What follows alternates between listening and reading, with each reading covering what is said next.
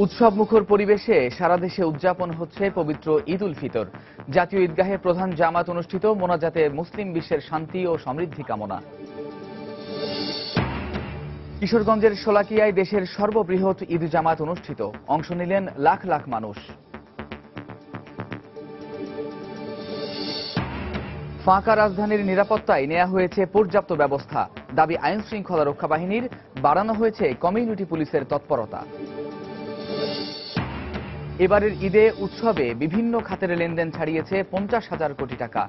বছরব্যাপী অর্থনৈতিক কর্মকাণ্ড গতিশীল রাখতে ভূমিকা রাখে এই লেনদেন, মত বিশ্লেষকদের। এবং ঈদে পর্যটকদের বরণ করে নিতে প্রস্তুত সমুদ্র সৈকত কক্সবাজার। 4 শতাধিক হোটেল, মোটেল ও গেস্ট হাউসে অগ্রিম বুকিং শেষ।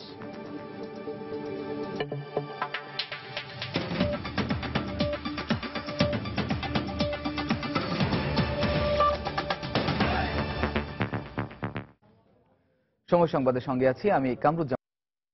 বৃষ্টি মাথায় নিয়ে রাজধানীতে অনুষ্ঠিত হল পবিত্র ঈদ উল ফিতরের প্রধান জামাত। সকাল 8:30টায় জাতীয় ঈদগাহ ময়দানে ঈদের প্রধান জামাত অনুষ্ঠিত হয়। রাষ্ট্রপতি মোহাম্মদ আব্দুল হামিদ, প্রধান বিচারপতি, মন্ত্রিপরিষদ সদস্য ও সংসদ সদস্যদের সঙ্গে সর্বস্তরের মানুষ এতে অংশ নেন। চট্টগ্রামের জামিয়াতুল ফালাহ জামে মসজিদের খতিব মাওলানা মোহাম্মদ জালাল উদ্দিন আল কাদেরি এতে ইমামতি করেন। সকাল থেকেই হালকা বৃষ্টি উপেক্ষা করে মুসল্লিরা জাতীয় ঈদগাহ ময়দানে আসতে থাকেন।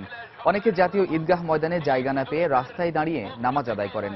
নামাজ শেষে বিশেষ মোনাজাতে দেশ ও জাতির পাশাপাশি সমগ্র মুসলিম উম্মাহর শান্তি ও সমৃদ্ধি কামনা করে মোনাজাত করা হয়। পরে কোলাকুলি করে একে অপরের সঙ্গে ঈদ আনন্দ ভাগাভাগি করেন ধর্মপ্রাণ মুসল্লিরা।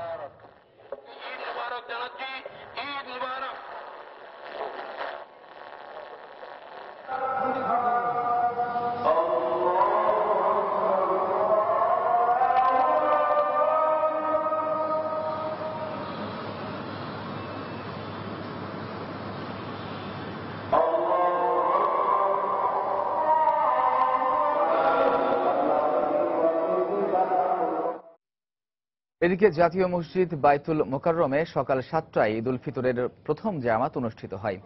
সকাল থেকে হালকা বৃষ্টি উপেক্ষা করে দলে দলে মুসল্লিরা মসজিদে আসতে থাকেন। মসজিদের ভেতরে জায়গা না পেয়ে অনেক মুসল্লি সিঁড়িতে নামাজ আদায় করেন। নামাজ শেষে বিশেষ মোনাজাত অনুষ্ঠিত হয়। জাতীয় মসজিদে বেলা 11টা পর্যন্ত 5টি ঈদ জামাত হয়েছে।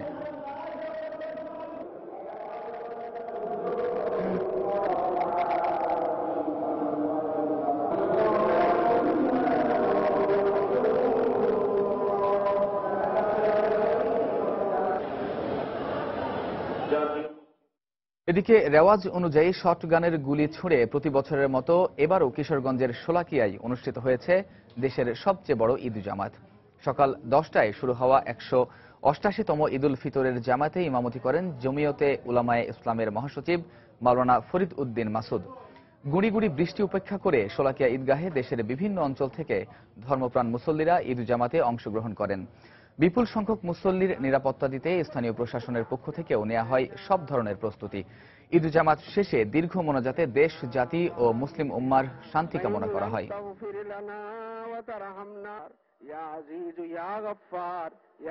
তোমার যে কত রহম, সমস্ত তারিফ তোমার রাখো, সর্বস্থানে নিরাপদ থেকে কাজ করবা।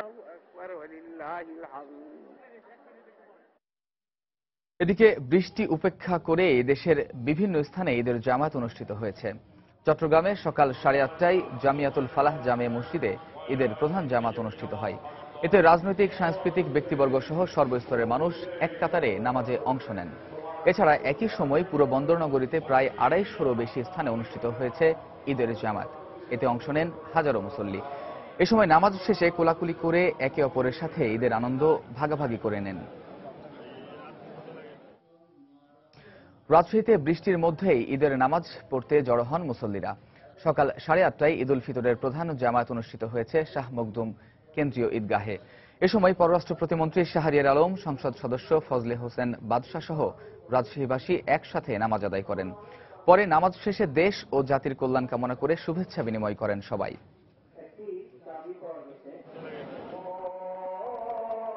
সিলেটের শাহী ঈদগাহে সকাল 8:30টায় ঈদের প্রধান জামায়াতে লক্ষাধিক মানুষ অংশ নেন। একই সময় হযরত শাহজালাল রহমতুল্লাহি আলাইহির মসজিদ প্রাঙ্গণে ঈদের দ্বিতীয় জামাত শেষে ঈদ উল ফিতরের আনন্দ ভাগাভাগি করে নেন মুসল্লিরা।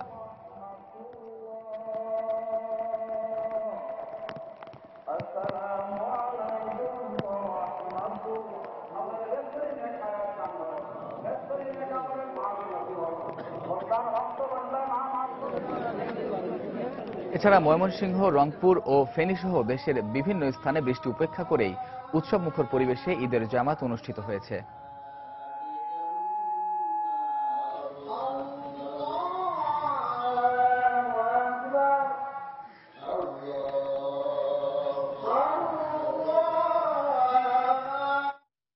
দেখছেন সময় সংবাদ।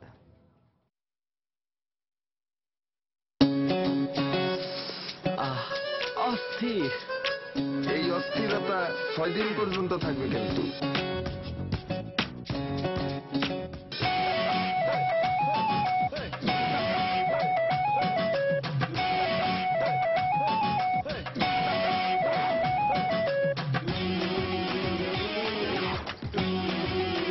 পর্বের ধারাবাহিক এয়ারটেল প্রেজেন্টস অস্থির পারভেজ শুধুমাত্র এটিএন বাংলায়। দেশবাসীকে ঈদের শুভেচ্ছা জানিয়ে জাতীয় পার্টি চেয়ারম্যান হুসেইন মোহাম্মদ এরশাদ বলেছেন, দেশের মানুষ সংঘাত নয়, একটি শান্তিপূর্ণ পরিবেশ দেখতে চায়। দুপুরে বনানীতে জাতীয় পার্টির কার্যালয়ে নেতাকর্মীদের সঙ্গে ঈদের শুভেচ্ছা বিনিময় শেষে সাংবাদিকদের একথা বলেন এরশাদ। এ সময় তার সঙ্গে ছিলেন সংসদে বিরোধী দলীয় নেতা রওশন এরশাদ, পার্টির মহাসচিব জিয়াউদ্দিন বাবলু সহ অন্য শীর্ষ নেতারা। তারা প্রায় ঘণ্টাব্যাপী দলের নেতাকর্মীদের সাথে শুভেচ্ছা বিনিময় করেন এবং সার্বিক বিষয়ে খোঁজ খবর নেন। এ সময় দেশবাসীকে ঈদের শুভেচ্ছা জানানোর পাশাপাশি মুসলিম উম্মাহর জন্য শান্তি কামনা করেন সংসদে বিরোধী দলীয় নেতা রওশন এরশাদ। সময় সংবাদ আরও থাকছে। ঈদ আনন্দের ছোঁয়া লাগেনি গাইবান্ধার চরাঞ্চলে প্রাকৃতিক দুর্যোগে নাকাল মানুষের জীবনে। সরকারি সহায়তাও অপ্রতুল বলছেন স্থানীয় জনপ্রতিনিধিরা। এবং ইরাকের দিয়ালা প্রদেশে ঈদ উৎসবে আত্মঘাতী গাড়িবোমা হামলায় নিহত শতাধিক, হামলার দায় স্বীকার আইএসের।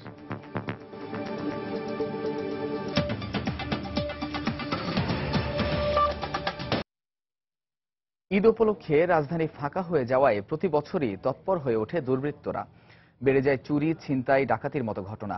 নগরবাসীর এমন আশঙ্কার মুখে আইনশৃঙ্খলা রক্ষা বাহিনী বলছে, এসব ঘটনা মোকাবেলায় এ বছর পর্যাপ্ত নিরাপত্তা ব্যবস্থা নেওয়া হয়েছে। বিস্তারিত ইজাজ শ্রমিকের রিপোর্টে। শেকড়ের টানে ছুটছে মানুষ। 1.5 কোটির বেশি জনসংখ্যার এ নগরী থেকে বহু সংখ্যক মানুষ ঈদ উপলক্ষে ছেড়ে যায় রাজধানী। বাসা বাড়ি, অফিস আদালত বা ব্যবসা প্রতিষ্ঠান সর্বত্র ফাঁকা হয়ে যায়, আর এটিকে কাজে লাগাতে তৎপর থাকে সুযোগ সন্ধানীরাও। ফাঁকা রাস্তাঘাটে গাড়ি ঘোড়া নাই, ছিনতাইকারীর এক ধরনের একটা প্রবণতা আছে। চুরি, ছিনতাই এবং কি সবচেয়ে বড় কথা যে ভুয়া পুলিশ মানে সেজে বা ডিবি সেজে মানুষকে যে হয়রানি করা, এই বিষয়টা কিন্তু খুব গুরুত্বের সঙ্গে দেখা উচিত আর কি। গভর্নমেন্টের যে নিরাপত্তার জন্য যে তার নিরাপত্তা কর্মী আমি মনে করি পর্যাপ্ত না। নগরবাসীর এ ধরনের আশঙ্কার মুখে আইন শৃঙ্খলা রক্ষাকারী বাহিনীর সদস্যরা জানালেন, সব ধরনের নিরাপত্তায় আগের তুলনায় নজরদারি বাড়ানো হয়েছে। আবাসিক এলাকা, ব্যাংক পাড়া বা অফিস পাড়াতে আমরা পর্যাপ্ত পেট্রোলের ব্যবস্থা রাখবো। ফিক্সড চেকপোস্ট, র্যান্ডম চেকপোস্টের মাধ্যমে আমরা মানুষের সন্দেহভাজন মানুষের গতিবিধি আমরা নিয়ন্ত্রণ করার চেষ্টা করব। এবং আমাদের কন্ট্রোল রুম থাকবে, খোলা থাকবে এবং থানার যে নাম্বারগুলো আছে সেগুলা ব্যবহার করার জন্য আমরা জনগণকে আহ্বান জানাবো। পুলিশের এই কর্মকর্তা আরো জানান, কমিউনিটি পুলিশের তৎপরতাও বাড়ানো হয়েছে। এদিকে পুলিশের পাশাপাশি নিরাপত্তা রক্ষায় তৎপর স্থানীয় জনপ্রতিনিধিরাও। প্রতিরোধের লাইট, যেটা স্ট্রিট লাইট অলরেডি জ্বলে গেছে, যাতে আলোটা ঠিকমতো দেখা যায়, তাহলে যে কোনো বিপদ আপদ হলে পুলিশ বা জনগণ তাৎক্ষণিক এটাকে মোকাবেলা করতে হবে। এর জন্য সকল প্রকার নিরাপত্তার কাজকর্ম আমরা এর মধ্যে সেরে ফেলেছি। তবে পুলিশ বা স্থানীয় জনপ্রতিনিধি উভয়ই বলছেন, আলাদা করে প্রত্যেকবারই নিরাপত্তা দেওয়া সম্ভব নয় বলে নগরবাসীকেই সচেতন হতে হবে। ইজাজ শ্রমিক, সময় সংবাদ, ঢাকা। বিশ্বের অন্য দেশের মতো বিভিন্ন উৎসবকে কেন্দ্র করে বাংলাদেশের অর্থনীতিতে দেখা যায় ভিন্ন মাত্রা। বিশেষ করে দেশের সংখ্যাগরিষ্ঠ জনগণ মুসলিম সম্প্রদায়ের হওয়ায় তাদের উৎসবগুলোতে লেনদেন বেড়ে যায় কয়েক গুণ। ঈদকেন্দ্রিক এই অর্থনীতিতে কি পরিমাণ লেনদেন হয় তার সঠিক কোনো হিসাব না থাকলেও বিভিন্ন খাতের আনুমানিক প্রায় 1.5 লক্ষ কোটি টাকা ছাড়িয়ে যায়। বিশ্লেষকরা বলছেন, সারা বছরের অর্থনৈতিক কর্মকাণ্ডে উৎসবের এই বড় অঙ্কের লেনদেন বড় ভূমিকা পালন করে। রিপোর্ট সানবির রুপলের। ঈদ মানে খুশি, আর এমন খুশির রেশ ছড়িয়ে যায় শহর থেকে গ্রাম, ধনী গরিব নির্বিশেষে। বাড়ে ব্যস্ততা, বাড়ে কেনাকাটা, হয় বড় অঙ্কের লেনদেন। অর্থনীতির ভাষায় টাকার যত হাত বদল হবে সেই সময় অর্থনীতি তত গতিশীল হবে। স্বভাবতই ঈদ কেন্দ্র করে নতুন পোশাক, বিভিন্ন গৃহস্থলী পণ্যের কেনাকাটা বেড়ে যায়। পণ্য কিংবা যাত্রী পরিবহনেও ব্যয় হয় বড় অঙ্কের অর্থ। এছাড়া শহর অঞ্চলে কিছু খণ্ডকালীন কর্মসংস্থান সৃষ্টি হয়। সব খাতের নিয়মিত কর্মসংস্থানের বেতন, বোনাস পরিশোধ, ব্যক্তিগত দেনা পাওনার হিসেব ছাড়াও প্রবাসীদের আয় যুক্ত হয় অর্থনীতির স্রোতে। তবে ঈদ উপলক্ষে ব্যবসায়ীরা বিদেশি পোশাক, প্রসাধনীর মতো বিভিন্ন আমদানি পণ্যের বিনিয়োগ করেন। এতে দেশের বাইরেও অর্থ চলে যায়। ব্যবসায়ীরা বলছেন, এবার দেশের রাজনৈতিক পরিবেশ স্থিতিশীল থাকায় বিক্রি ভালো হয়েছে, যা স্বাভাবিক সময়ের চেয়ে অন্তত 2 থেকে 3 গুণ বেশি। ব্যবসা তো একবার ইনভেস্ট করলে যে 100% উঠে আসে না, 60-70% উঠে আসে। নর্মাল হচ্ছে এখন 3-4 গুণ বেশি হচ্ছে। সারা দেশে 35 লাখ বিভিন্ন ব্যবসা প্রতিষ্ঠান আছে। এসব প্রতিষ্ঠানে লেনদেনের সঠিক কোনো তথ্য না থাকলেও এর পরিমাণ অঙ্কে হাজার কোটি টাকা ছাড়িয়ে যাবে বলে মনে করে দোকান মালিক সমিতি। আমরা তো 1000 কোটি টাকার ঊর্ধ্বে একটা টার্গেট রেখেছি।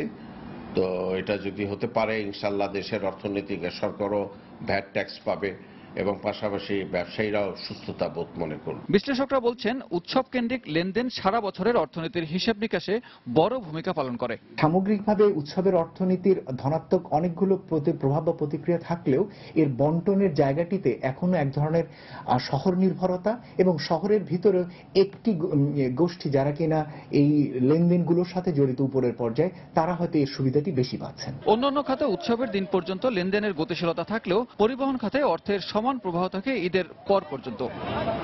সানবীর রূপল, সময় সংবাদ, ঢাকা। ঈদে পর্যটকদের বরণ করে নিতে প্রস্তুত কক্সবাজার। ইতোমধ্যে পর্যটন এলাকার 4 শতাধিক হোটেল, মোটেল ও গেস্ট হাউসগুলোতে শেষ হয়েছে অগ্রিম বুকিং। ঈদের ছুটিতে পর্যটকদের পদচারণায় মুখরিত হয় বিশ্বের দীর্ঘতম সমুদ্র সৈকত কক্সবাজার। প্রাকৃতিক সৌন্দর্য উপভোগ করতে দেশ বিদেশের বহু মানুষ কক্সবাজারে যান প্রতি বছরের মতো। তাই এবারও পর্যটকদের দৃষ্টি আকর্ষণ করতে হোটেল ব্যবসায়ীরা নিয়েছেন বাড়তি প্রস্তুতি। এর মধ্যে দেশের বিভিন্ন প্রান্ত থেকে অনেকে বুকিং দিয়েছেন হোটেল, কটেজ ও গেস্ট হাউসের রুম। ঈদ মৌসুমকে ঘিরে এই অঞ্চলের ব্যবসায়ীরা আশা করছেন বাড়তি আয়ের। এদিকে পর্যটকদের সুবিধায় জোরদার করা হয়েছে বাড়তি নিরাপত্তা ব্যবস্থাও।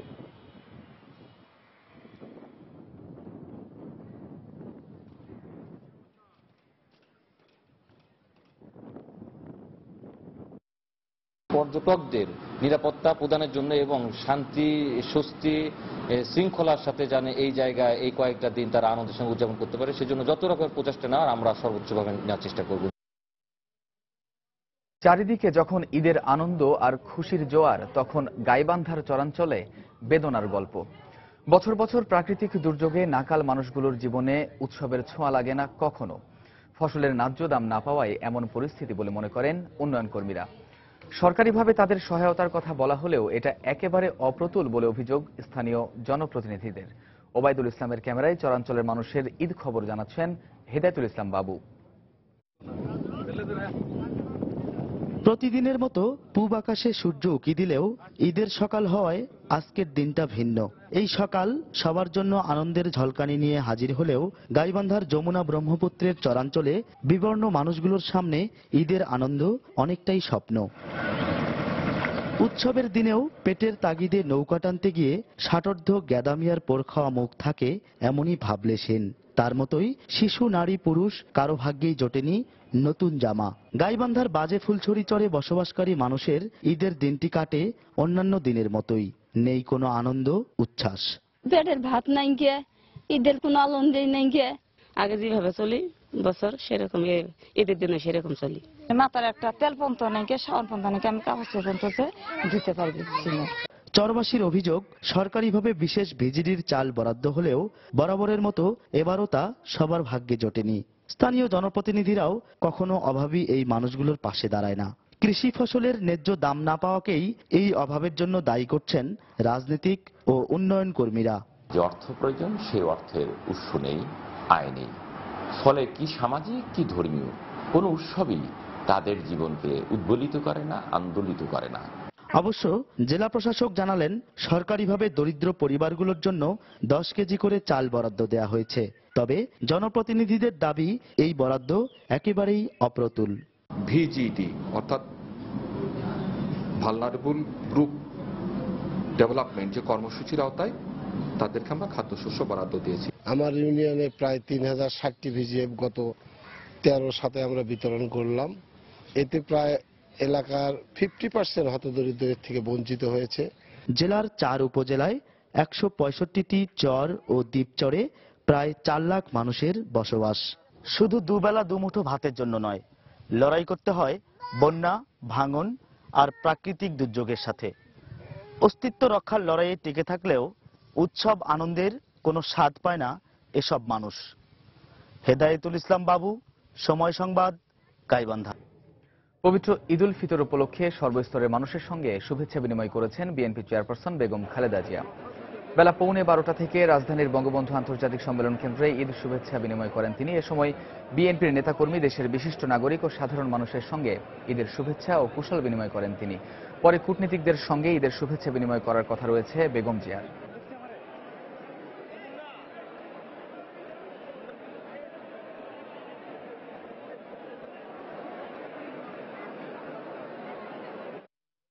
সবার মাঝে জ্ঞানের আলো ছড়িয়ে দিতে ঝালকাঠির এক কাঠমিস্ত্রি নিজের সামান্য আয় দিয়ে গড়ে তুলেছেন একটি পাঠাগার। সাহিত্য, ইতিহাস ও ধর্মদর্শন সহ দুর্লভ কালেকশনের বই রয়েছে এই পাঠাগারে। স্কুল কলেজের শিক্ষক ও শিক্ষার্থী সহ নানা শ্রেণী পেশার মানুষ এই পাঠাগারে আসেন। ব্যক্তি পর্যায়ের এই উদ্যোগকে স্বাগত জানিয়ে সহযোগিতার আশ্বাস দিয়েছেন উপজেলা নির্বাহী কর্মকর্তা। ঝালকাঠি প্রতিনিধি পলাশ রায়ের পাঠানো তথ্য, ছবি নিয়ে ডেস্ক রিপোর্ট। ঝালকাঠি শহরের বাঁশপট্টি এলাকায় কাঠের নকশা ও ফার্নিচারের দোকানে কাজ করেন নারায়ণ চন্দ্র মিস্ত্রি। ফার্নিচারের দোকানটির নিজেই মালিক, নিজেই শ্রমিক। এখানকার আয় দিয়েই 3 সন্তান ও স্ত্রীকে নিয়ে চলে তার সংসার। জীবিকার এই সামান্য আয় দিয়েই নিজের বসতঘরের বারান্দায় প্রতিষ্ঠা করেন একটি পাঠাগার। কাঠমিস্ত্রির কাজ করি, আমি জীবিকা নির্বাহ করি, ছেলেমেয়েদের পড়াশোনা করাই। তারপরে 5টার পরে আমি ডিউটি করি, এই লাইব্রেরির জন্য কাজের সময় ব্যয় করি।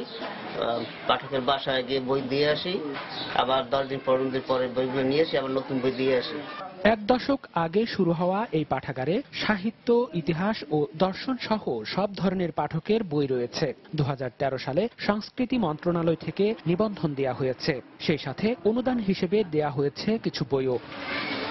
স্কুল কলেজের শিক্ষক ও শিক্ষার্থী সহ বিভিন্ন শ্রেণী পেশার বই প্রেমীরা আসেন এই পাঠাগারে। তবে জায়গা স্বল্পতার কারণে বাড়ি বাড়ি গিয়ে বিনা পয়সায় পাঠকের কাছে বই পৌঁছে দিচ্ছেন নারায়ণ চন্দ্র মিস্ত্রি। বহু বই ওনার লাইব্রেরিতে আছে, আমরা মাঝে মাঝে এখানে আসি এবং ওনার এইসব দুষ্প্রাপ্য বই পড়াশোনা করি। অবসর সময় স্কুল ছুটি দিলেও আমরা এখানে এসে বই পড়ি বিনামূল্যে। ধর্মীয় বই আছে, তেমনি আইন, বিজ্ঞান, প্রযুক্তি, ভাষা, সাহিত্য, বিভিন্ন ধরনের বই কালেকশন আছে। আরো সহযোগিতা পাওয়া যেত, তাহলে আমাদের এই পাঠাগারটা আরো ব্যাপক আকারে তৈরি করা যেত। ব্যক্তি পর্যায়ের এই উদ্যোগকে স্বাগত জানিয়ে সহযোগিতার আশ্বাস দিয়েছেন উপজেলা নির্বাহী কর্মকর্তা। এই ধরনের প্রয়াসকে সাধুবাদ জানাচ্ছি এবং আমরা আশা করছি সরকারি বেসরকারি পর্যায়ে ওনাকে যতদূর সম্ভব সাহায্য সহযোগিতা করার, আমরা সেটা ওনাকে সাহায্য সহযোগিতা অব্যাহত রাখবো। 2004 সালে শুরু হওয়া নারায়ণ চন্দ্র মিস্ত্রির এই পাঠাগারে 1500 বই রয়েছে। সময় সংবাদ, ঝালকাঠি।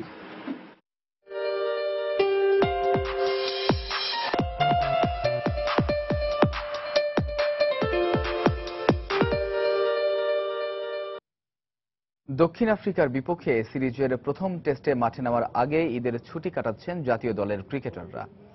অনেকেই চট্টগ্রাম ছেড়ে ছুটি কাটাতে ঢাকা কিংবা নিজ নিজ বাড়িতে চলে গেলেও মুশফিক, মাহমুদুল্লাহ, রিয়াদ, মোস্তাফিজ, নাসিররা চট্টগ্রামেই থেকে গেছেন ঈদ পালন করতে। সকালে হোটেল রেডিসন ব্লু থেকে ঈদের নামাজ আদায় করতে দামপারাস্থ পুলিশ লাইন জামে মসজিদে যান মুশফিক, রিয়াদ, তাইজুল্লাহ। বিসিবির অনেক কর্মকর্তাও এ সময় তাদের সাথে ছিলেন। আর এ সময় পুলিশের পক্ষ থেকেও ব্যাপক নিরাপত্তা ব্যবস্থা নেওয়া হয়। একই মসজিদে ঈদের নামাজ পড়তে দেখা গেছে দক্ষিণ আফ্রিকার দলের ওয়ানডে অধিনায়ক হাশিম আমলাকেও। যদিও গণমাধ্যমের সামনে আসতে রাজি হননি তিনি, নামাজ শেষে ভক্তরা প্রিয় ক্রিকেটারদের এক ঝলক দেখতে পেরে আনন্দে মেতে ওঠেন। এদিকে এই প্রথমবার দেশের মাটিতে সিরিজ চলাকালে ঈদ পালন করা মুশফিক ঈদের শুভেচ্ছা দেওয়ার পাশাপাশি জানান নিজের অনুভূতির কথা।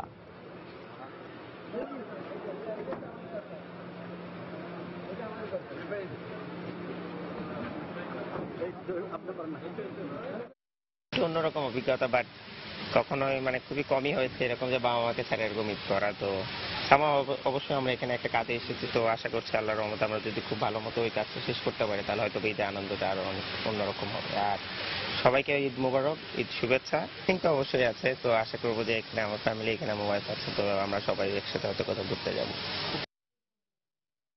এদিকে জাতীয় ক্রিকেট দলের অধিনায়ক মাশরাফি বিন মুর্তজা পরিবার পরিজনের সঙ্গে ঈদ পালন করছেন নিজ গ্রামের বাড়ি নড়াইলে।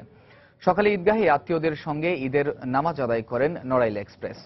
সকাল থেকে নড়াইলের আকাশ মেঘাচ্ছন্ন থাকলেও বেলা বাড়ার সাথে সাথে পরিষ্কার হয়ে এলে বৃষ্টির বাধা ছাড়াই ঈদগাহে নামাজ আদায় করতে যান মাশরাফি। মামা ছোট ভাই মুরসালিন বিন মুর্তজা সহ অন্যদের নিয়ে ঈদের নামাজ আদায় করেন ম্যাশ। নামাজ শেষে আত্মীয় স্বজন, বন্ধু ও এলাকাবাসীর সাথে কোলাকুলি ও ঈদের শুভেচ্ছা বিনিময় করেন তিনি। এরপর নড়াইলের কেন্দ্রীয় কবরস্থানে কবর জিয়ারত করতে যান এই টাইগার অধিনায়ক। এছাড়া ভক্তদের উদ্দেশ্যে ঈদের শুভেচ্ছা বার্তা দেন mash.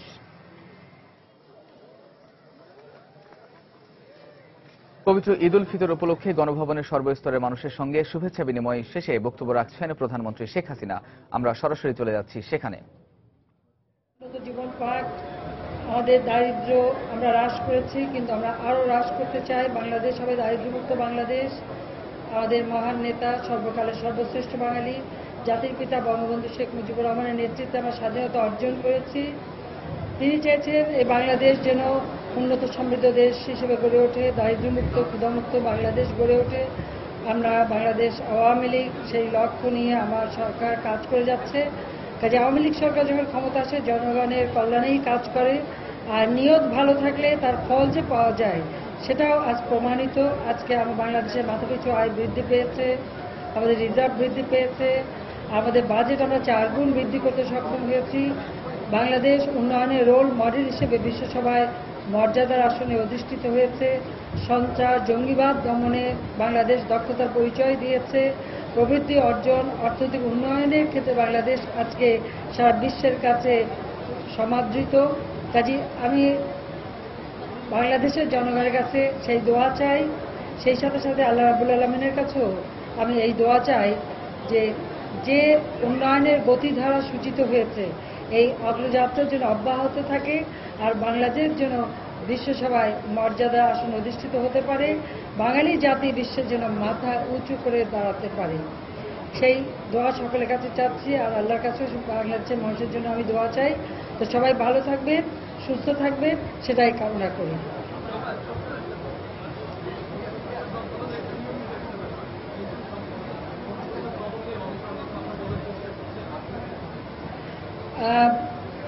Parliamentary system of democracy অর্থাৎ সংসদীয় গণতন্ত্রের সরকারে এটা একটা সাধারণ কাজ। যে কোনো সময় মন্ত্রিসভা চেঞ্জ হতে পারে, মন্ত্রিত্ব পরিবর্তন হতে পারে। মন্ত্রিত্ব পরিবর্তন হওয়া বা মন্ত্রিসভায় দায়িত্ব বন্টন এটা হচ্ছে সরকার প্রধান যিনি তার এখতিয়ার। কাজে আমরা সময় সময় এই ধরনের পরিবর্তন আনতে পারি, কারণ মাঝে মাঝে পরিবর্তন আনলে যেটা হয় একটু গতিশীলতা বাড়ে, মানুষের আগ্রহ বাড়ে। কারণ সবাই এই যে একটু পরিবর্তন হলো, তো মিডিয়াও একটু লেখার সুযোগ পেলো, তো মিডিয়াকেও আমরা একটু লেখার সুযোগ করে দিলাম, সেটাও আমাদের একটা ধন্যবাদ দেওয়া উচিত। কাজে এটা কিন্তু কোনো ব্যাপার না, এটা একটা খুব সাধারণ ব্যাপার, এটা সবসময় হয়, সব দেশেই হয়, এটা হতেই হবে। এটা নিয়ে কোনো বিরূপ কথা বলার কোনো সুযোগ নাই। একটি কথা বলি, যেমন আওয়ামী লীগ সরকার জাতির পিতার নেতৃত্বে যখন ক্ষমতায়, তখন আওয়ামী লীগের উনি কিন্তু আওয়ামী লীগের প্রেসিডেন্ট পদ ছেড়ে দিয়ে কামরুজ্জামান সাহেবকে আওয়ামী লীগের সভাপতি করেছিলেন এবং ওনাকে কিন্তু মন্ত্রীর মর্যাদায় দেওয়া হয়েছিল, কিন্তু মন্ত্রণালয় না। উনি পার্টির প্রেসিডেন্ট হিসেবে তিনি কিন্তু তখন পার্টি চালাতেন, কিন্তু মন্ত্রীর মর্যাদায় ছিলেন। আগে কিন্তু এই পদ্ধতিও ছিল। এবং বঙ্গবন্ধু 57 সালে মন্ত্রিসভা থেকে পদত্যাগ করেছিলেন, পার্টির সাধারণ সম্পাদক হয়েছিলেন সংগঠনটাকে গড়ে তোলার জন্য। তবে বাংলাদেশে একমাত্র জাতির পিতা বঙ্গবন্ধুই পার্টির সাধারণ সম্পাদকের পদ গ্রহণ করে দলকে সুসংগঠিত করবার জন্য মন্ত্রিত্ব ছেড়েছিলেন। এটা বিভিন্ন সময় বিভিন্ন ধরনের হয়, এটা নিয়ে এত বেশি লেখালেখি কোনো কিছু এটার কোনো সুযোগ আছে বলে আমি মনে করি না।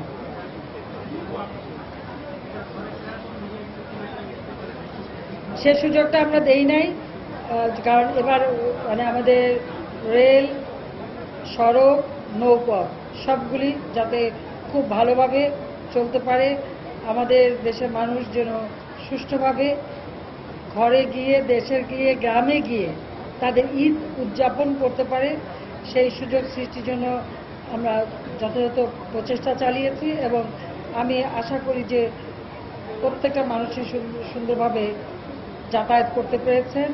এবং এবার আপনারা নিশ্চয়ই লক্ষ্য করেছেন যে ওই যে মলম পার্টি, এ পার্টি, সে পার্টি, এদের দৌরাত্ম কিন্তু তেমন ছিল না, সেগুলো আমরা নিয়ন্ত্রণ করতে সক্ষম হয়েছি। আরও হয়তো ভালো হওয়া যেত, কারণ এই যে 2013 সালে নির্বাচন বানচালের জন্য আর 2015 সালের জানুয়ারি থেকে প্রায় 93 দিন এই বিএনপি জামাত জোটের আন্দোলনের নামে যে ধ্বংসাত্মক কার্যকলাপ তারা চালিয়েছিল, প্রায় 2000-এর কাছাকাছি বাস গাড়ি তারা পুড়িয়ে দেয় অথবা ভেঙে ফেলে। রেলে আমরা নতুন নতুন বগি কিনেছিলাম, রেল ইঞ্জিন সহ সেগুলি পুড়িয়ে দিয়েছে, এমনকি লঞ্চ সেখানে আগুন দিয়েছে। এই যে জ্বালা পোড়া হওয়ার ফলে আমাদের যে মানুষগুলি যাতায়াত করতো যেসব গাড়িতে, সেগুলি ধ্বংস করে দেওয়া হয়, যার ফলে কিছু ক্ষতি অবশ্যই হয়েছে এবং অনেকেরই হয়তো কিছু কষ্ট হয়েছে। এগুলি যদি না করতো আর এই রেল, বাস এগুলি যদি সচল থাকতো, তাহলে মানুষ আরও সুন্দরভাবে যাতায়াত করতে পারত। তবে এবার তারপরেও আমরা আমাদের প্রাণপণ চেষ্টা করেছি এবং দিনরাত আমার মন্ত্রীরা পরিশ্রম করেছে। আপনারা জানেন যে আমাদের রেলমন্ত্রী এই পরিশ্রম করতে হঠাৎ তিনি অসুস্থ হয়ে গেছেন, চিকিৎসাগত অবস্থা আছে। আমি আল্লাহর কাছে দোয়া করি যে তাড়াতাড়ি সুস্থ হয়ে উঠুক, কারণ অক্লান্ত পরিশ্রম করেছেন তিনি। আমাদের যোগাযোগ এবং সেতুমন্ত্রী দিন রাত প্রতিটি এলাকায় নিজে ঘুরে ঘুরে যোগাযোগ ব্যবস্থা যাতে সুন্দর থাকে সে ব্যবস্থা করছেন। তার উপর বর্ষাকাল, বাংলাদেশে বর্ষাকাল আসলেই মুষলধারে বৃষ্টি হয়, আর আপনারা জানেন যে আষাঢ় শ্রাবণ মাস মানে ঘন বৃষ্টি, আর ঘন বৃষ্টিতে রাস্তাঘাট কিছুটা ক্ষতিগ্রস্ত হয়, আর এত বেশি গাড়ি চলে আর গাড়ির সংখ্যাও তো বেড়েছে, তার কারণ মানুষের আর্থিক সঙ্গতি বেড়েছে। যত বেশি আর্থিক সঙ্গতি বাড়ছে, মানুষ তত বেশি গাড়ি কিনছে।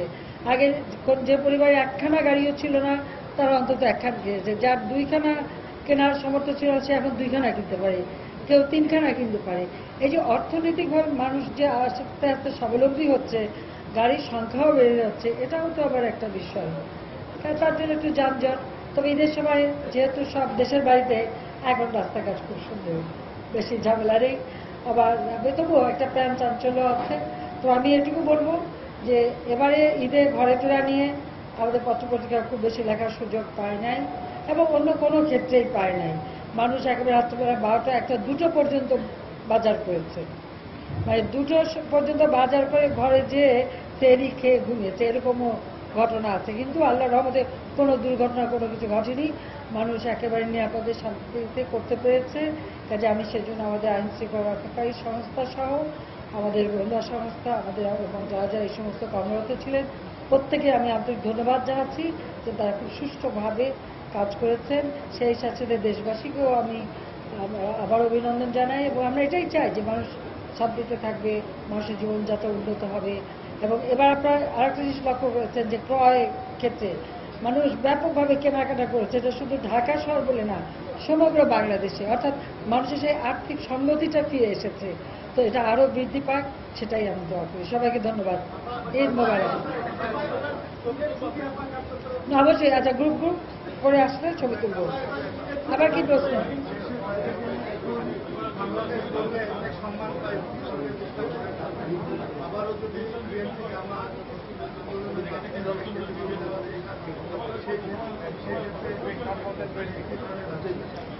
জনগণ হচ্ছে মূল শক্তি। ইনশাআল্লাহ জনগণ যদি আমাদের সঙ্গে থাকে, এদেশের ক্ষতি আর কেউ আগামীতে করতে পারবে না। আর সেই শক্তি, তাদের যে শক্তি ছিল, বিএনপি জামাতের যে শক্তি, সর্বশক্তি তারা লাগিয়েছিল এই জানুয়ারি থেকে প্রায় 93 দিন। তা তো ক্ষতি দেশের করেছে, এটা ঠিক, কিন্তু এমন ক্ষতি করতে পারে নাই যে দেশ পিছিয়ে যাবে। হ্যাঁ, ক্ষতি করেছে মানুষের, মানুষকে পুড়িয়ে মেরেছে, মানুষকে জ্বালিয়ে দিয়েছে। মানুষকে পুড়িয়ে মারার মতো নোংরা কাজ, জঘন্য কাজ আর হতে পারে না। আন্দোলনের নামে জীবন্ত মানুষগুলিকে আগুন দিয়ে দিয়ে পোড়ানো, এর থেকে জঘন্য কাজ আর কি হতে পারে? বিএনপি আর জামাত মিলে খালেদা জিয়া তো সেই কাজই করেছে। কাজেই এই মানুষগুলির ক্ষতি হয়েছে, তাদের জীবনটা কষ্টের মধ্যে ফেলে দিয়েছে, কতজন আপন জন হারিয়েছে, এটাই সব থেকে দুঃখের। কিন্তু বাংলাদেশের ক্ষতি ইনশাল্লাহ আর কেউ করতে পারবে না, সেই শক্তি আর ক্ষমতা তাদের আর নাই, আর হবেও না, এটুকু বলতে পারি। আর তাছাড়া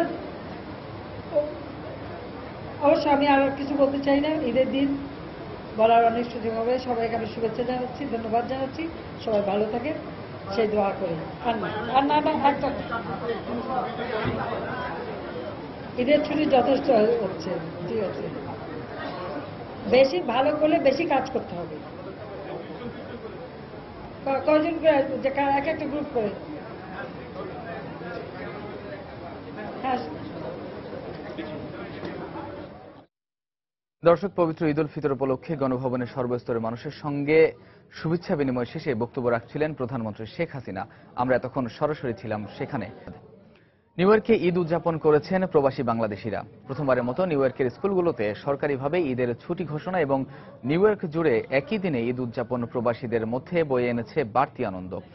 যুক্তরাষ্ট্রের সবচেয়ে বড় ঈদের জামাত অনুষ্ঠিত হয়েছে নিউ ইয়র্কের জ্যামাইকা হাই স্কুল মাঠে। প্রায় 25,000 ধর্মপ্রাণ প্রবাসী এখানে ঈদের নামাজ আদায় করেন। এছাড়াও ব্রুকলিন, ব্রঙ্কস, এস্টোরিয়া এবং জ্যাকসন হাইটসেও অনুষ্ঠিত হয়েছে ঈদের জামাত। নিউ ইয়র্ক থেকে শিহাবুদ্দিন কিসলুর পাঠানো তথ্য ছবি নিয়ে ডেস্ক রিপোর্ট। সকাল 9টায় যুক্তরাষ্ট্রের সবচেয়ে বড় ঈদের জামাত অনুষ্ঠিত হয় নিউ ইয়র্কের জ্যামাইকা স্কুল মাঠে। এতে অংশ নেন বিভিন্ন সামাজিক ও রাজনৈতিক ব্যক্তিবর্গ সহ প্রায় 25,000 প্রবাসী বাংলাদেশি। পুরুষের পাশাপাশি নারীরাও ঈদের জামাতে নামাজ আদায় করেন। এবারই প্রথম নিউ ইয়র্ক সিটি কর্তৃপক্ষ সরকারিভাবে ঈদের ছুটি ঘোষণা করে। আর দীর্ঘদিন পর নিউ ইয়র্ক জুড়ে একই দিনে শুক্রবার ঈদ উদযাপন করেছেন প্রবাসী বাংলাদেশিরা। নর্থ আমেরিকার সব থেকে বিশাল বড় যে জামাত, সেই জামাত জামাইকা মুসলিম সেন্টার জামাত থেকে ঈদ উল ফিতরের সকল বিশ্বের মুসলমানকে জানায় ঈদ মোবারক। আল্লাহর কাছে দোয়া করলাম সবার জন্য ঈদ মোবারক, আল্লাহ সবাইকে ভালো রাখুক। স্বজনদের সাথে ঈদ উদযাপন করতে অনেকেই এবার এসেছেন নিউ ইয়র্কের বাইরে থেকে, এমনকি বাংলাদেশ থেকেও। সেই সঙ্গে সবার সাথে একাত্ম হয়ে ঈদের খুশি ভাগাভাগি করতে পেরে আনন্দিত সবাই। আমার বোন কানাডা থেকে আসছে ঈদ করতে, উইথ ভাগনাদেরকে নিয়ে। সো ঈদের আমেজটা অ্যাকচুয়ালি মনে হয় আমার বাংলাদেশ থেকে এখানেই বেশি এখন ভালো লাগতেছে। বাংলাদেশ থেকে এসেছি, আমার নানু আসছে, আমার সাথে আমার মামা আসছে। ঈদের নামাজ আদায় শেষে সবার সুখ সমৃদ্ধি ও শান্তি কামনা করে একে অপরকে ঈদের শুভেচ্ছা জানান প্রবাসী বাংলাদেশিরা। সময় সংবাদ, নিউ ইয়র্ক, যুক্তরাষ্ট্র। দেশের বাইরের খবর। ইরাকের দিয়ালা প্রদেশে ঈদ উৎসব চলাকালে আত্মঘাতী গাড়ি বোমা হামলায় নিহত হয়েছেন শতাধিক মানুষ। দেশটির রাজধানী বাগদাদ থেকে প্রায় 30 কিলোমিটার উত্তর পূর্বের শিয়া অধ্যুষিত খান বানিসাদ শহরের একটি ব্যস্ত বিপণী বিতানে এই হামলা চালানো হয় বলে জানায় আন্তর্জাতিক গণমাধ্যম। নিহতদের মধ্যে বেশ কয়েকটি শিশুও রয়েছে বলে জানানো হয়। দিয়ালা পুলিশ জানায়, হামলার পর ঘটনাস্থলে ছিন্ন ভিন্ন লাশ ছড়িয়ে ছিটিয়ে থাকতে দেখা যায়। এছাড়াও হামলায় বেশ কিছু ভবনও ক্ষতিগ্রস্ত হয়েছে বলেও জানায় তারা। এদিকে এক বিবৃতিতে হামলার দায় স্বীকার করেছে জঙ্গি গোষ্ঠী আইএস। বিবৃতিতে বলা হয়, সুন্নি মুসলমানদের হত্যার উদ্দেশ্যেই এই হামলা চালানো হয়েছে। সেই সঙ্গে হামলায় 3 টন ওজনের বিস্ফোরক ব্যবহার করা হয় বলেও জানানো হয়। এদিকে এ ঘটনায় 3 দিনের শোক ঘোষণা করেছে দিয়ালার প্রাদেশিক সরকার। সেই সঙ্গে নিরাপত্তার স্বার্থে ঈদ উৎসব চলাকালে শহরের সব বিনোদন কেন্দ্র ও পার্ক বন্ধ রাখারও নির্দেশ দেওয়া হয়। গত বছর দিয়ালা প্রদেশের একটি বড় অংশ দখল করে নেয় আইএস। এবছরের শুরুর দিকে তাদের হটিয়ে দেশটির সরকারি বাহিনী প্রদেশটির নিয়ন্ত্রণ নিলেও এখনও সেখানে সক্রিয় রয়েছে জঙ্গিরা। ভারত ও বাংলাদেশের যৌথ জনগণনায় একজন বাংলাদেশি ছিটমহলবাসীও ভারতে তাদের জায়গা জমি ফেলে বাংলাদেশে মূল ভূখণ্ডে যেতে রাজি হয়নি, বরং বাংলাদেশ থেকে ভারতে আসছেন 1027 জন। 10 দিনের যৌথ গণনায় নাগরিকত্ব বেছে নেওয়ার সময় শেষ হয়। এরপর বৃহস্পতিবার ভারত সরকারের পক্ষ থেকে জানানো হয়, 19 জুলাই পর্যন্ত তালিকায় নাম লেখানোদের তথ্য সংশোধন করার সুযোগ থাকবে। বাংলাদেশ থেকে ভারতের মূল ভূখণ্ডে ভারতীয় হিসেবে বসবাস করতে নাম লিখিয়েছেন 1000-এরও বেশি মানুষ। আগামী 31শে জুলাই থেকে এই পরিবারগুলো ভারতের মূল ভূখণ্ডে আসতে শুরু করবে। তবে ভারত থেকে বাংলাদেশে আসতে চাচ্ছেন না অনেকেই। বাংলাদেশে যার ইচ্ছে নাই, ভারতে বাচ্চা কাচ্চা হচ্ছে, ভারতে সবাই আছে, বাংলাদেশে কেউ নাই, তো ওই জন্য আমি যাব না। আমার সবকিছু এই দেশে জন্ম, এই দেশে সবকিছু। এদিকে ভারত ও বাংলাদেশের যৌথ জনগণনায় বাংলাদেশের ছিটমহলবাসীরা ভারতে তাদের জায়গা জমি ফেলে বাংলাদেশের মূল ভূখণ্ডে যেতে রাজি হন বলে স্বীকার করেছেন কোচবিহারের জেলা প্রশাসক পি উলাঙ্গানাথন। সরকারি সূত্রের খবর, 19শে জুলাই পর্যন্ত নানা তথ্য সংশোধনের সুযোগ থাকবে। এমনকি তারা যদি সেখানেও আবার নতুন করে বাংলাদেশে যাওয়ার ইচ্ছা প্রকাশ করেন, সেটিও তারা নথিভুক্ত করবে। 20 জুলাই উভয় দেশের প্রতিনিধিরা এই নামের তালিকা নিয়ে চূড়ান্ত বৈঠকে বসবেন। সমন্বয় কমিটির যুগ্ম সাধারণ সম্পাদক দীপ্তিমান সেনগুপ্ত জানান, উভয় দেশের ছিটমহলগুলোতে প্রতি বছর 1.27% হারে জনসংখ্যা বেড়েছে, আর গত 4 বছরে বেড়েছে 5.04%। অর্থাৎ ভারত ও বাংলাদেশের 162টি ছিটমহলে এবার 2625 জন নতুন যোগ হয়েছে। 2011 সালে যৌথ জনগণনায় পাওয়া মানুষের সংখ্যা ছিল 51,584 জন, সেটি এখন দাঁড়াচ্ছে প্রায় 54,209 জনে। ভারতের মধ্যে থাকা বাংলাদেশি ছিটমহলের একজন মানুষও এপাশ থেকে অর্থাৎ ভারতের দিক থেকে বাংলাদেশের দিকে যাচ্ছেন না। বিভিন্ন অভিযোগ ইত্যাদি যা আছে সেগুলো আমরা 20 তারিখ থেকে গ্রহণ করা শুরু করব, করে আমরা নিজেরা সার্ভে করে আমরা আশা করছি 26 থেকে 27 তারিখের মধ্যে আমরা গভর্নমেন্টকে আমাদের রিপোর্ট আমরা জানাবো। এদিকে মশালডাঙ্গা ক্যাম্পের ভারতীয় প্রতিনিধিও জানান, জনগণনা নিয়ে ছিটমহলের মানুষের মধ্যে এক ধরনের উৎসবের আমেজ ছিল। এই কদিনের অভিজ্ঞতা খুবই ভালো, আমরা খুবই আনন্দিত যে লোকজন নিজেরাই আসছে, এসে নিজেরাই অপশন দিচ্ছে। দুদেশের সবশেষ যৌথ জনগণনা করা হয় 2011 সালে। সেখানে বাংলাদেশে ভারতীয় 11টি ছিটমহলে 37,369 জন এবং ভারতের অভ্যন্তরে বাংলাদেশের 51টি ছিটমহলে 14,215 জন তালিকাভুক্ত হন। সময় সংবাদ, কলকাতা। সাম্প্রতিক সময়ে বাংলাদেশের ক্রিকেটে যেন সুবাতাস বয়েই চলেছে। প্রতিপক্ষের ডেরা চূর্ণ বিচূর্ণ করে জয় ছিনিয়ে আনছে বাংলার টাইগাররা, আর সেই জয়ের মুহূর্তগুলো তারা উদযাপন করছেন বাঁধনহারা আনন্দ নিয়ে। এছাড়া ব্যক্তিগত জীবনেও কিছু আনন্দের মুহূর্তকে তারা রাঙিয়ে তোলেন আপন মহিমায়। দেশের প্রধানমন্ত্রী সহ সাধারণ জনতাও যোগ দিয়েছেন সেই আনন্দে। এই ঈদের খুশির সময়টুকুতে আরো একটু আনন্দের খোঁজে চলুন দেখে আসি টাইগারদের উল্লাসে মাতোয়ারা সেই দৃশ্যগুলোর এক ঝলক।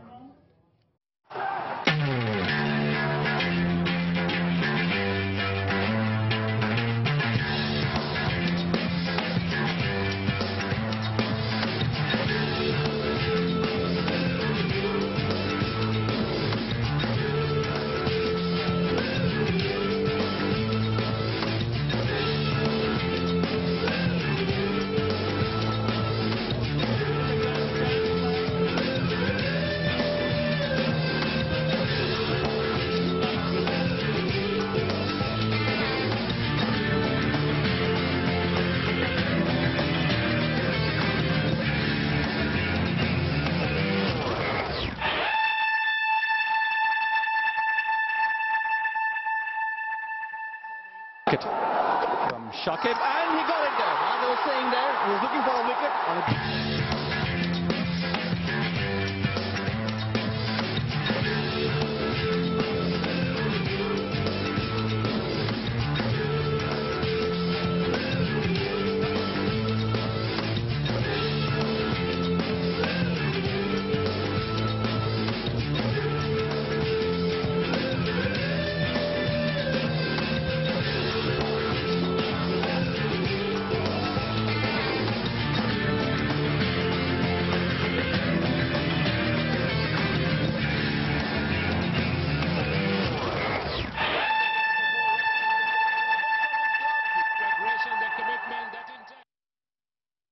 জিম্বাবুয়ে ভারত টি-20 সিরিজ প্রসঙ্গ। ওয়ানডে ম্যাচের জয়ের ধারা টি-20তেও ধরে রাখল টিম ইন্ডিয়া। 2 ম্যাচ সিরিজের প্রথম টি-20তে স্বাগতিকদের 54 রানে হারিয়েছে অতিথিরা। আগে ব্যাট করে 5 উইকেটে ভারত করে 178 রান। জবাবে 7 উইকেটে 124 রান করতে পারে জিম্বাবুয়ে। অধিনায়ক আঙ্কি আজিঙ্কা রাহানের নেতৃত্বে ওয়ানডেতে জিম্বাবুয়েকে হোয়াইট ওয়াশ করার পর টি-20তেও দুর্নিবার ভারত হারারে স্পোর্টস ক্লাব মাঠে টস জিতে ব্যাট করে ওপেনিং জুটিতে ভারত পায় 64 রান। বিজয় আউট হন 34 রান করে। এরপর রাহানে 33 রান ও পান্ডে 19 রান করে সাজঘরে ফেরেন। তবে রবিন উথাপ্পা ছিলেন মারমুখী। 35 বলে 39 রান করে উথাপ্পা অপরাজিত থাকলে 178 রানের চ্যালেঞ্জিং স্কোর পায় টিম ইন্ডিয়া। জবাবে জিম্বাবুয়ের ওপেনাররা শুরুতে যোগ করেন 55 রান। চিবাবা আউট হন 23 রান করে। এরপর মাসাকাদ্জা 28 রানে আউট হলে নিয়মিত বিরতিতে উইকেট হারায় জিম্বাবুয়ে। শেষে উৎসাইয়া 13 রান ও মাদজিভা 14 রানে অপরাজিত থাকলেও দলের হাল এড়াতে পারেননি। ভারতের হয়ে অক্ষর প্যাটেল নেন 3 উইকেট। এ জয়ে সিরিজে 1-0-তে এগিয়ে গেল ভারত। দর্শক, এই পর্যায়ে শীর্ষ সংবাদগুলো জানিয়ে দিচ্ছি আরও একবার।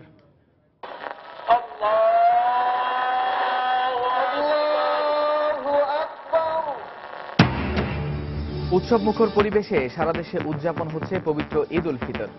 জাতীয় ঈদগাহে প্রধান জামাত অনুষ্ঠিত, মোনাজাতে মুসলিম বিশ্বের শান্তি ও সমৃদ্ধি কামনা। কিশোরগঞ্জের শোলাকিয়ায় দেশের সর্ববৃহৎ ঈদ জামাত অনুষ্ঠিত, অংশ নিলেন লাখ লাখ মানুষ।